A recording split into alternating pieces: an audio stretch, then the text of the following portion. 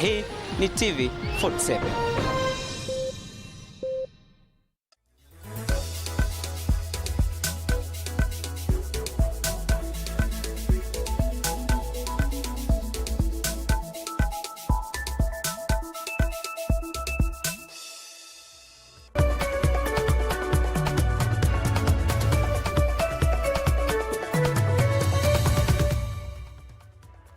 Right, welcome back. Thank you so much for choosing to stay with us here at TV47 on the day's count. And our quick reminder on the question of the day today is, what does it take to run a successful online business? What does it take to run a successful online business? Tweet us to @TV47KE and at Lucy_Riley with the hashtag DaysCounterKE. Now in studio with me, I have Mr. Sami Gitai, who is the CEO and founder of Allrental's Marketplace, which is an online digital business. And he's here to talk about online entrepreneurship. Karibu sana, Mr. Sami. How are you doing today? I'm very fine. Yes, thank you for being in studio with us today. Thank you for having me. Fantastic. So now talk to me about Allrental's Marketplace. Yes, it's a platform that you've created online to actually enable customers and clients to be able to sell their products. Yes. But you can best explain your business. Yes. Okay. So Allrental Marketplace is a buy and sell website. So sellers can post their photos of their goods and services on the platform, and then they leave their contacts there. And then now buyers can come to the platform and select, and then they call the seller and they meet up. They meet up and they trade. Right. Why Yes. choose to go into that particular direction of business, knowing that, you know, a lot of people are already going into this space? Yes. And it's very competitive also. Yes. And by the time maybe people buy online, yes, a lot of people have trust issues with, sometimes they can have trust issues with buying products online. So why choose to go in that direction? Okay, the main reason, the main thing that prompted me to go into that field is because nowadays everything is happening online. Nowadays, if your business is not online, within the next 5 or 10 years, you will be virtually non-existent. So I chose to go into that field because nowadays everybody has a smartphone, and all the businesses are now heading towards the online perspective. And then also another reason is advertising is also very expensive, and many of our youth are unemployed. So I thought it's a cheap way for people to, especially someone who's starting to sell things. It's easy for them to go to the website because it's free. It's easy for them to go to the website and post the things that they are selling, and they'll find customers fast and easy. Right. Yes. Talking of advertising, how are you able to monetize and convert some of the sales from that platform to really bring in revenue in the back end? So, for example, do you have obviously other advertisers advertising on your website, and the traffic also? Talk to me about, do you have enough traffic to be able to actually attract this, the partners that advertise on your platforms? All right. So it's a fairly new platform. It's a new website. I started actually last year, 2018.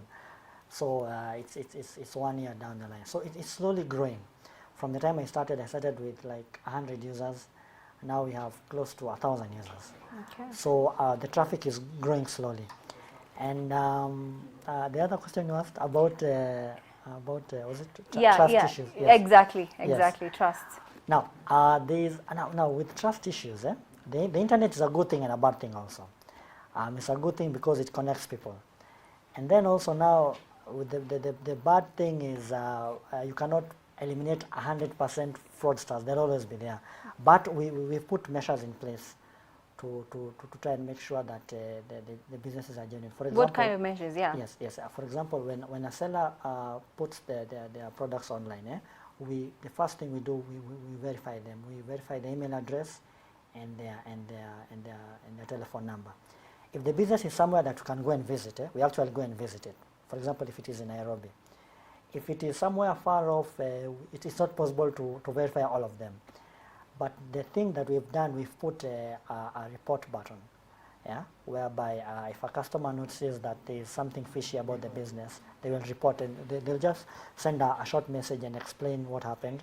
And if we investigate and see that it's really it's fraud, then we pull down the profile of the seller. Have you had any cases so far of customers really actually following up with the report button and saying there is an issue with the product, and even going after the purchase and maybe finding out that the product itself has a fault, maybe a manufacturer's fault.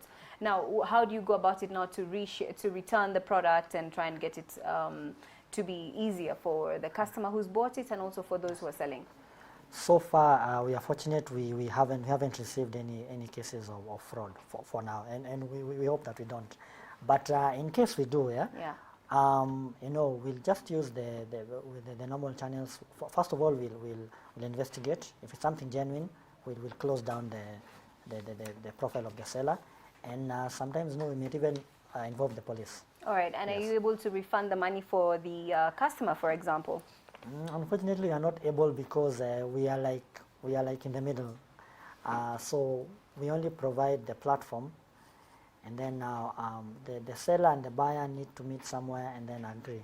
So for now, we haven't done that, but we are working on our policy. All right.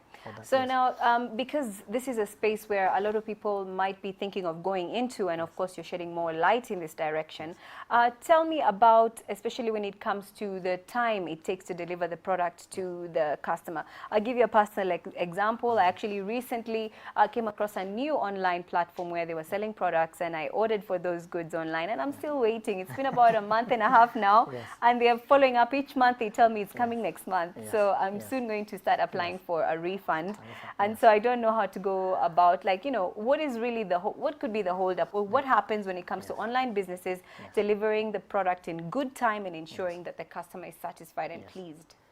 All right, now, okay, when it comes to the online business, there are two. There's a major difference between what we do. Now, I want to use examples so that the situation can really come out clearly. For us, we are not really in touch with the seller. We only provide the platform, and then the seller posts the items, and then now they discuss with the buyer. So now we don't deliver the goods on behalf of the seller.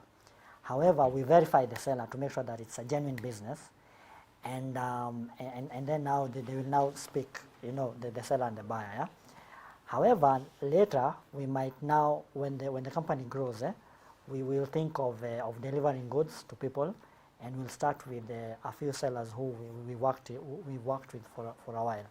Yes. So this is that is the main difference with us and other. So that's very close to something that's referred to in the States as drop shipping. Drop shipping, right? Yes, and a lot of money is being made actually from that kind of a platform. You never get to touch the product yourself. All you do is ensure the customer and the seller, you know, they are connected, but you get a.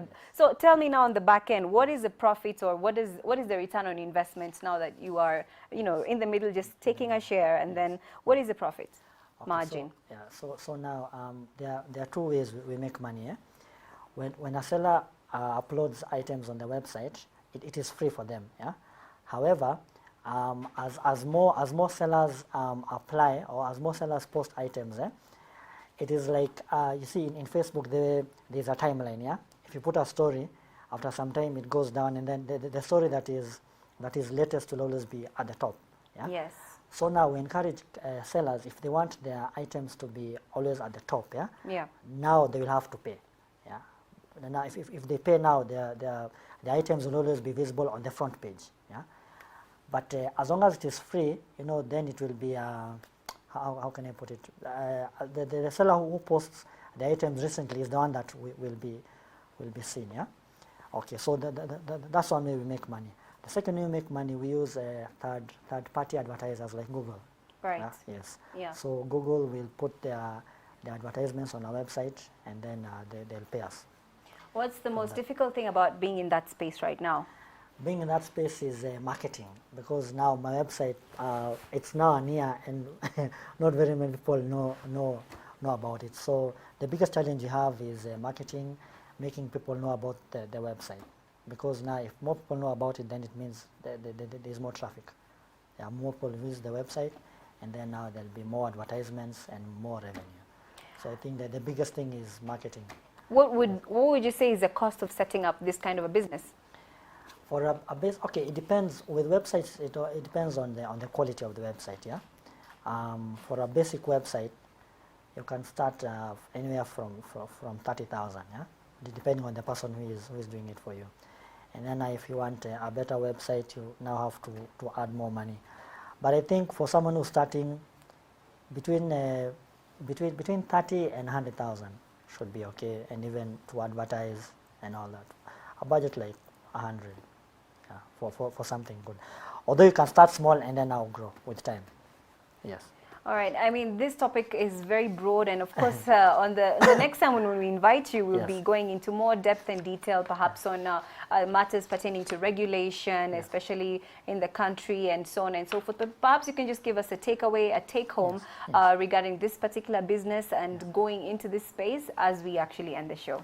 All right. So I'd encourage this is my camera. I'd encourage the youth and anyone to just start. It's you won't require a lot of revenue in terms of management. You can actually start it on your own. Yeah. In terms of employment, you don't need like an office for that. You just need your laptop and internet. So it's something that, especially if you're passionate about it, it's something that I'd encourage people to start. And then with time, it will grow. Yeah. Yes. Super. Thank you so much, Mr. Sami. Yes. And it's been amazing. So, as you've been told, anybody really can start in this particular business, and you can work from your laptop, which also means you can work anywhere in the world and actually be on the beach and grow your business. That's all the time I had with you for today, unfortunately. But do join me tomorrow, same time, same place. That's on the Day's Counter. Follow us on all the social media platforms. That's Facebook, Twitter, and Instagram at TV47KE and YouTube at TV47 Kenya. Also follow me. That's at Lucy_Riley. That's with a double C. And yeah, it's been lovely having you on watching the show today.